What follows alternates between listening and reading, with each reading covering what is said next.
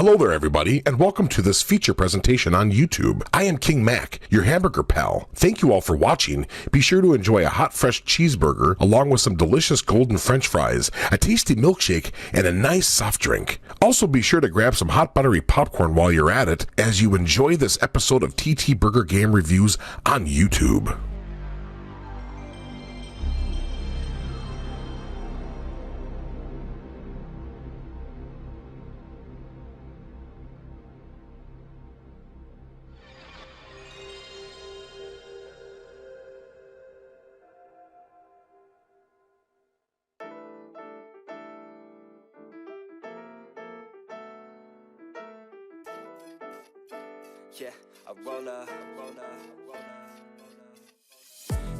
Hello my friends! Welcome back to more TTBurger Game Reviews. You are watching more PlayStation 2, PlayStation 3, and PlayStation 4 game reviews and more right here on my channel known as TTBurger 8, and I am your host, Tony.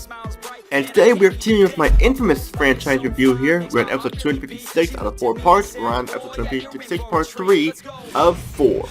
Before I get started here, I want to give a shout out to Free Green HD and Sub-Zero MNX King Mac, along with the Type of Lamnia, Sprickles Go Stateside, Griffin Puff, Megs, Black Healer, along with the homie RJ, Uncle Jira, Rockstar Pool 69, The Sensational Gent, Jessica Cody 22, and more and more and more. And we have a lot to talk about with part 3 of this infamous franchise review as we dive into the PlayStation 4 era, once again done by Sucker Punch. Before we can even dive into that there, those of you who missed what happened in episode 256 part 2 of 4, here's an infamously styled TTBurger recap to show you all what you missed in that part as I took a look at Infamous 2 for the PlayStation 3, once again starring Cole McGrath. I gave it a 9 out of 10, just like the first game, because it was a fun game, excellent game, but there were some problems with the gameplay and the voice setting. Some of the voice setting was not really good or so like that.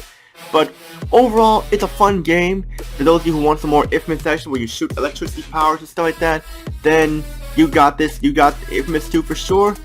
And do not believe that GameSpot review that they give a 7.5 out of 10 to, because the game is not as bad as they say it is. That's all I'm saying.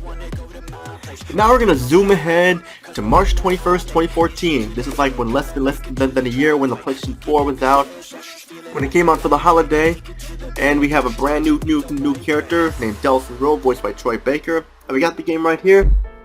This is Infamous Second Son, once again done by Sucker Punch Productions, released on March 21st, 2014, exclusively for the PlayStation 4. Now, Infamous Second Son is an infamously fun game, infamously enjoyable game, and an infamously worthy successor to Infamous 2, an infamously worthy first-generation PlayStation 4 game, with the gameplay and the graphics and the story and the sound and everything else and more. But compared to the other two Infamous games, Infamous Second Son feels infamously somewhat lacking in a sense of the way. I mean, yes, it plays like Infamous. Yes, it feels like Infamous. It looks like Infamous, with a new character and new setting and more. Then in the end, it is an infamously fun, infamously excellent game, just not as infamously great as the first two Infamous games, what I'm saying. But we'll talk more about that later. The story of Infamous Second Son takes place 7 years after Infamous 2 in the year 2018. At the end of Infamous 2, the canonical ending, Cole McGrath sacrificed himself to cure the plague that took place in New Marais and destroyed the beast, who was later revealed to be John White from the first game. Cole sacrificed himself by using the power inhibitor weapon that was used to kill the beast, and most of the other conduits like Cole, Quo, and Nix died along with it and more. But in the end, they saved more lives than they could have thought. In the end, New Marais was saved with Zeke Dunbar as a survivor, mourning Cole's death and everything. Then we fast forward to the year 2018. We were introduced to a new character, Delsin Rowe, who was a 24-year-old delinquent graffiti artist portrayed by Troy Baker, who lives with his older cop brother, Reggie Rowe. Delsin was given conduit powers that give the power to absorb any power he comes in contact with, and Reggie often arrests him for the acts of graffiti and vandalism and more. Delsin and Reggie are Aqamish Native Americans in their hometown of Salmon Bay, Washington. One day, a military truck carrying 3 convicts crashed, and 2 of the 3 convicts escaped the wreckage, and Delsin manages to capture the third one, Hank Daughtry. But in the process, Delsin absorbs Hank's smoke-like powers and tries to find Hank to figure out what happened with everything and how to control his powers. They are both cornered by Brooke Augustine, serves as the main antagonist, who is a conduit who, with concrete powers, has brutally tortured most of the Akramis Native American tribe members, and gradually left them to die with concrete power shards fused into their bodies. Reggie, Delsin, and their leader Betty were spared and survived the torture, and learned that by defeating and absorbing Getting Augustine's powers, they could remove the shards from the survivors. Delsin, realizing he is a conduit, he can absorb his powers, and accompanied by Reggie, they go to Seattle, Washington, where the main book thing takes place, to take Augustine's powers and save the tribe. But Seattle is currently run by the D.U.P, who put the town of Seattle under martial law, in searching for other conduits, and must be careful and learn of core powers that can gain Delsin more powers and stuff. Along the way, he is joined by Abigail Fetch Walker, portrayed by Laura Bailey, who is an ex-junkie with neon powers, who uses her powers to hunt down illegal drug dealers in Seattle, and Eugene Sims, who is a video game addict, scared of the real world because of how he was bullied when he was younger, using video powers to save suspect conduits from the D.U.P. And they travel to Seattle to put a stop to this madness. And there's a lot of plot twists along the way, and Delsin gets a lot of cool-ass powers. The story is infamously great, actually one of the more infamously best parts of Infamous Second Son, and it's infamously very deep. Although I do have some problems with the story, though. Some of the characters are infamously unlikable. First off, the main character, Delsin Rowe, is an infamously asshole type and can be an infamously cocky son of a bitch. But he does still have a heart in the end, though, so he's not that bad. Reggie Rowe is more infamously likable, but even he just seems to only care about his job as a cop more than looking out for his brother. Eugene Sims is infamously annoying scaredy cat who runs away all the time. And the only character who is not infamously unlikable at most is Abigail Fetch Walker, who has neon powers, and her purpose is an infamously understandable reason to stop illegal drug dealings in Seattle. Also, Brooke Augustine is not that much of an interesting antagonist compared to the Beast and Kessler.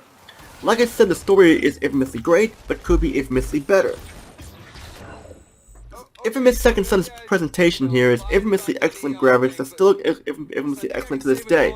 The character models look infamously amazing, detailed, better than the first two games. The environments are the infamously best part of the graphics. These backgrounds have so much detail to them. You can see stuff get destroyed, broken, blow up in the environment. You can watch things explode and fall apart and crumble. It's like just things that just collapse. It gives you that sandbox feeling you can like destroy like 90% of the stuff in the game.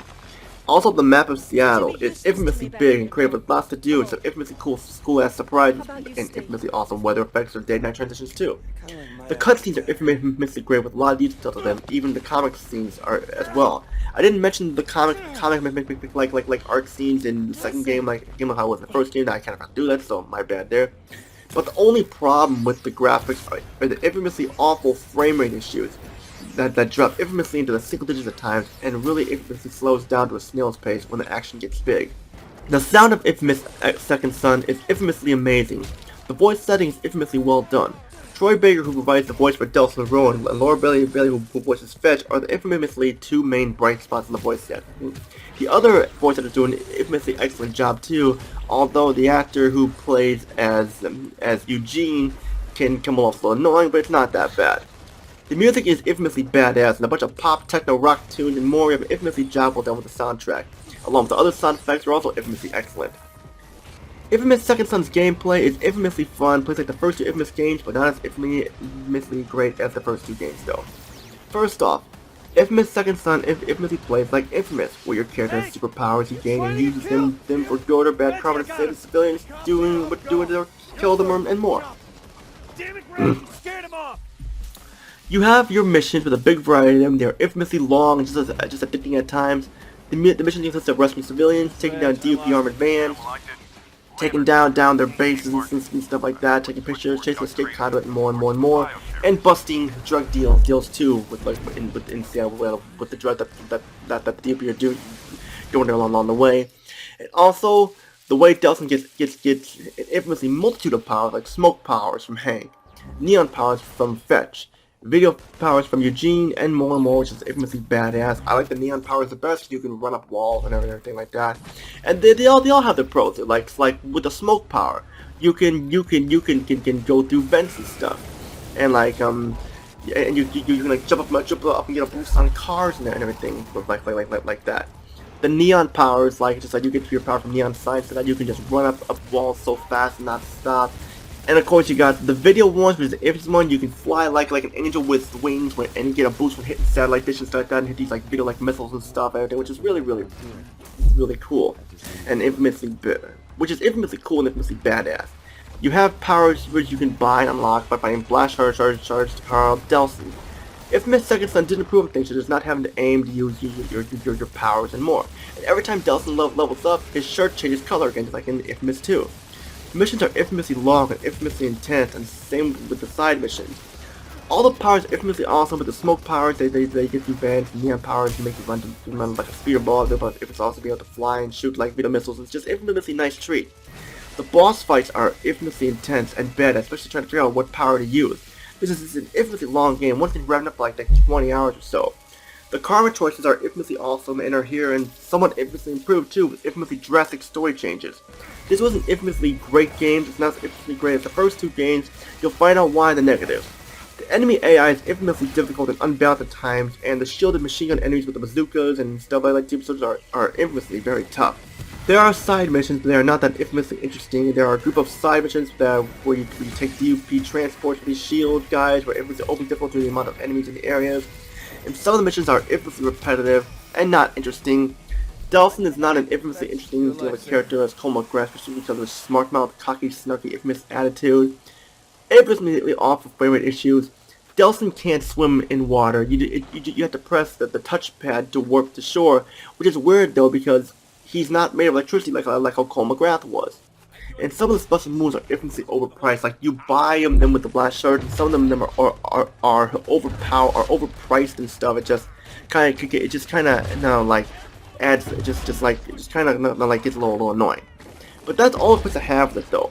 Final thoughts: if you enjoyed the first two Infamous games, Infamous Second Son is still a great game, just not as great as the first two games. Infamous Second Son gets an 8 out of 10 because of the problems I have with it, but the game should not be overlooked. And that's it for episode 256, part 3 of 4. Stay tuned for the grand finale arrangement. Take a look at an expansion prequel to Infamous Second Son, Infamous First Life, starring Abigail Fetch Walker. And if you live in the UK, you were able to get the game for a physical copy, which I have right here. But if you live in the US, you're only able to get it digital. But how does this game fare? We have a female protagonist this time. We got Fetch Walker. And it's a prequel. How's this game fare? That's a final answer. All I gotta say, if you like to steer, you know what to do. Push that subscribe button, hit that like button, the thumbs up, comment down below. Join my Discord group, TTBurger Gamers Tonight, follow my Facebook group, TTBurger Gamers Group, follow my Facebook page like called TTBurger 8, and comment down below if you want some requests to me to do any of that. Because all I can say is Tony, peace out, have everything to y'all in the final part, which is Infamous First Life, PlayStation 4. Take care, everybody.